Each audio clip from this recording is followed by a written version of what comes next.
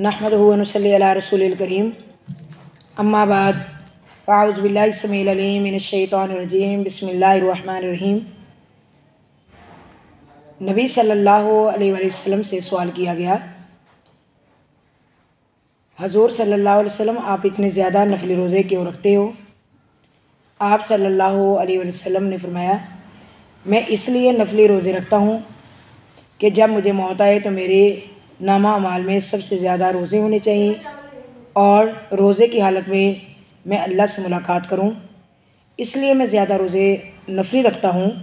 और बेहतरीन रोज़ा हज़रत दाऊद अलैहिस्सलाम का रोज़ा है कि वो एक दिन वो रोज़ा रखते थे और एक दिन छोड़ देते थे। ये बात हो रही है नफली रोज़ों की। अल्लाह से दुआ करते हैं कि अल्लाह रब्बुल इज़्ज़त हमें फ़र्ज़ी रोज़ों का भी ख्याल करने की तौफ़ीक़ अता फ़रमाए और नफली रोज़े भी रखने की तौफ़ीक़ अता फ़रमाए। आमीन सुम्मा आमीन।